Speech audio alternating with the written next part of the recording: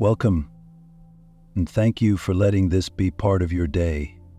Whether you're just waking up, pushing through your afternoon, or winding down tonight, I'm honored you're here. Today we're talking about something that doesn't get enough attention when it comes to faith: obedience. Not the kind of obedience that's convenient, not the kind that happens when everything makes sense, but the kind that asks you to move when the map isn't clear, the kind that says yes when the rest of your world is saying wait. If you've ever been in a place where you sensed God was calling you to something, but fear, confusion, or uncertainty held you back, this message is for you. Because faith doesn't just sit still. It moves, it obeys, even when it doesn't make sense. Let's talk about that. Faith isn't just what you believe, it's what you do with what you believe. It's not just nodding along in agreement during a sermon. It's taking a step when that sermon costs you something. And let's be real, obedience doesn't always feel spiritual. Sometimes it feels risky, awkward, irrational. Think about Noah. God told him to build an ark when there wasn't a cloud in the sky. There was no rain in the forecast, no storm on the radar, no historical reference point for what God was describing. And yet, Noah obeyed. Why? Because faith isn't about forecasting, it's about trusting. It's not about seeing what's coming, it's about obeying who's speaking. And that's what separates belief from boldness. Anybody can say they trust God, but not everyone will build when the blueprint seems unnecessary. Not everyone will step when the outcome is unclear. But true obedience is action in the absence of clarity. Let me give you a picture. You're driving with your GPS on. You've driven this road before, you know the route, but suddenly the voice says, turn right, and you hesitate. It doesn't make sense. The road looks smaller, less familiar. But what you don't know is that just ahead, there's an accident, a pileup you can't see, a 2-hour delay that hasn't hit the news yet. The GPS isn't broken. It sees more than you can. That's what obedience is like. God redirects you, and from your limited perspective it looks confusing, maybe even wrong, but He sees what's around the corner. Obedience is choosing the detour even when the highway looks faster. It's trusting the voice that has a higher view. Sometimes God gives you a calling that doesn't come with comfort. You'll feel the tug to move to a new city, to leave a secure job, to forgive someone who doesn't deserve it, to give when it stretches you, to serve where no one sees. And if you wait until it makes sense, you'll miss it. Let me say that again. If you wait until it makes sense, you'll miss it. Because obedience isn't about understanding, it's about trust. It's the muscle that makes your faith walk instead of stand still. And here's the hard part.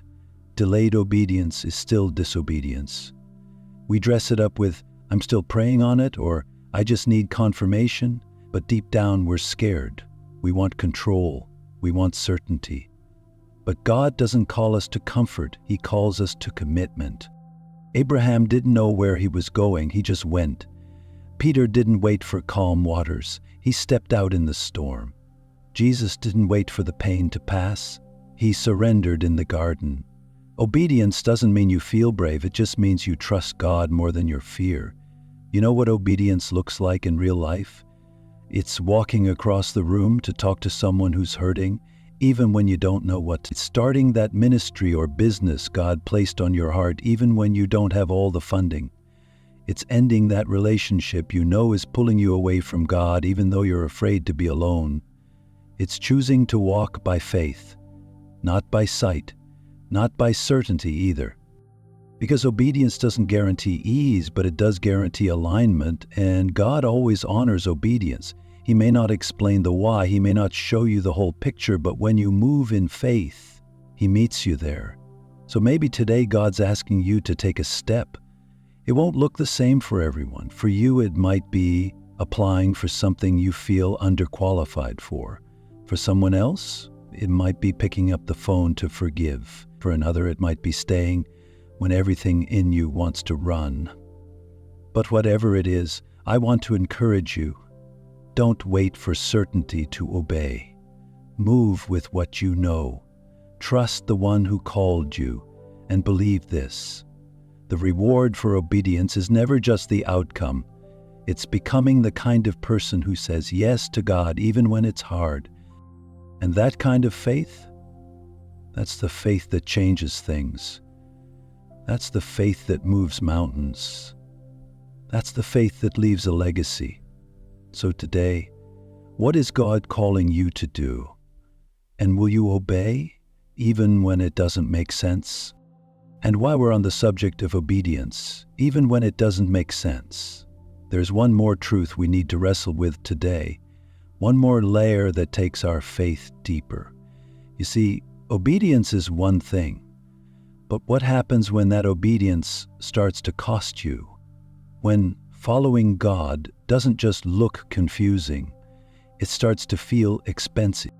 That's when we step into a different kind of faith, a costly kind, because real faith, growing, enduring faith, doesn't come without sacrifice. We don't like to hear that. We love the miracles, the blessings, the breakthroughs. But every move of God is preceded by someone who paid a price, someone who trusted even when it hurt, someone who said yes even when it would have been easier to say no. Ask Abraham. God didn't just give him a son, he asked for the son back. Genesis 22 gives us this raw, almost unthinkable moment where God tells Abraham to sacrifice Isaac, his promise, his miracle, his legacy. And Abraham obeys, not because it made sense, not because it felt good, but because he trusted the giver more than the gift. That's the kind of faith that heaven notices, the kind that costs you comfort, but builds your character. It's a lot like a friend of mine who left a high-paying job because she felt God calling her into something with less certainty, less pay and more pressure, but more purpose. People called her crazy. She even questioned herself. But she said this, "I didn't feel peace in the paycheck anymore. I felt it in the pull." She didn't see the whole road, but she obeyed anyway. Years later, that step led to a career that changed lives and her own. That's the cost, but that's also the reward. Jesus once watched people giving at the temple, and he pointed out someone everyone else overlooked, a widow. Mark 12:44 says they all gave out of their wealth, but she out of her poverty put in everything, all she had to live on. And Jesus didn't just notice her, he celebrated her. Why? Because God doesn't measure the size of your offering, he measures the cost of it. What did it take? What did you let go of? So let me ask you, what is your faith costing you right now? Comfort? Control? Approval? If your faith hasn't cost you anything lately, maybe it's time to ask if you're still walking by faith or just walking by convenience. But don't let that scare you, because here's the beauty of it. When God asks you to release something, he's never setting you up to lose. He's preparing you to receive. Abraham didn't lose Isaac. The widow didn't go unnoticed. Jesus didn't stay in the tomb. Because on the other side of surrendered faith is resurrection power. So if your yes to God has been painful lately, if your obedience is costing you more than you expected, don't back out. Press in. That's the kind of faith that shakes chains, that moves mountains, that leaves legacy, that changes you from the inside out. Because faith that costs nothing changes nothing. But faith that costs you something, that's the kind that changes everything. Lastly, let's talk about something we don't always connect to faith, but we should. Structure, system, routine. You know why? Because passion burns hot, but it also burns out. You don't need more hype to grow your faith. You need a system, a rhythm, a foundation that doesn't shift when your emotions do. Don't get me wrong, passion is powerful. It can launch movements, ignite seasons, even bring breakthroughs. But if passion is your only engine, you'll run out of fuel the moment life doesn't feel exciting anymore. You'll crash the moment God feels quiet. Passion is a great starter, but it's a terrible sustainer.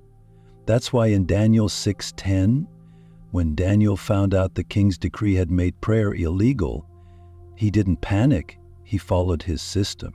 The Bible says he went home to his upstairs room, and 3 times a day he got down on his knees and prayed just as he had done before. Not because he felt passionate, but because he had a practice, a system. Faith that lasts isn't built on feelings, it's built on habits. That's why some people grow through hardship while others collapse under it. The difference isn't passion, it's preparation. And that brings me to this. A journalist once asked a world-renowned concert pianist, "How do you stay inspired to practice every single day?"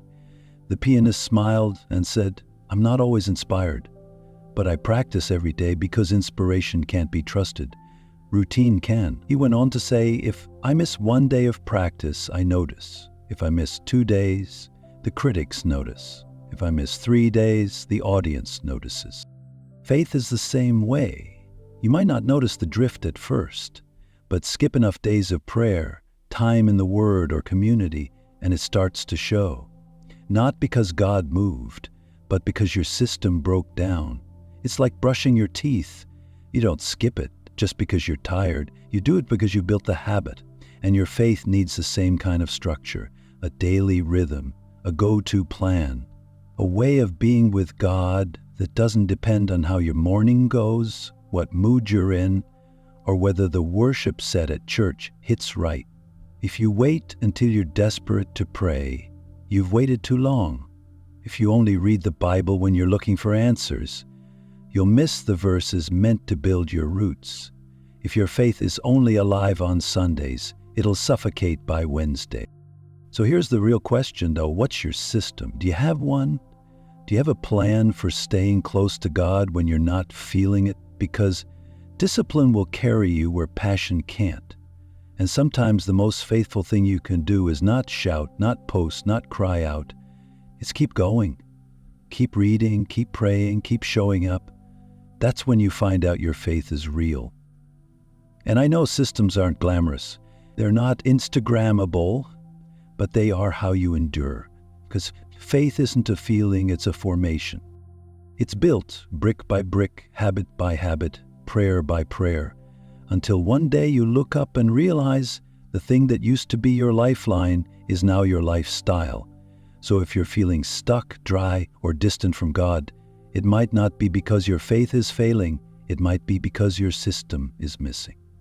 Don't try to manufacture more passion. Build a rhythm instead, because a good system will outlast a strong feeling, and a rooted routine can carry you through a faithless season. So don't just wait for the fire.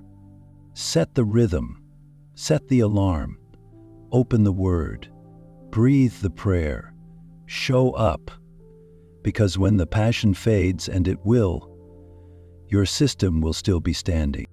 Strengthening your faith isn't a one-time moment.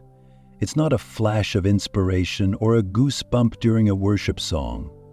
It's a journey, a daily choice, a series of small, courageous steps. And if you've made it through these 9 parts, I want you to know you're already walking that path.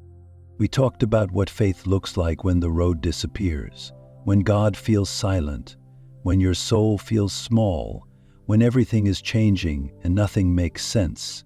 We talked about not making permanent decisions in temporary seasons, about how faith often whispers in the dark, about shifting, adapting, and growing deeper roots when life tries to uproot you, about trusting God even when you don't get an answer, about walking with small faith and realizing it's still enough, and about building systems, routines that keep you grounded even when passion runs dry. So if you need to hear it again, go back, rewatch it, rehearse the truth, let it soak in, because sometimes the word doesn't hit you the first time, but it roots itself on the 2nd, or the 7th, or the 70th. And don't you dare feel guilty for needing a reminder. God built us that way. That's why He repeats "do not fear" 365 times in Scripture. Let me remind you of this. God isn't disappointed in your struggle. He's not discouraged by your questions. He's not distant because of your weakness. He's still building you, still shaping you, still walking with you. So thank you for showing up, for staying through this, for choosing to grow even when it's hard. I pray this journey strengthens not just your faith, but your hope, your peace, and your trust in the one who holds you together. You are not alone. You are not forgotten. You are not too far gone. Keep walking, and always remember, God has a plan for you. Be blessed, and we'll see you next time.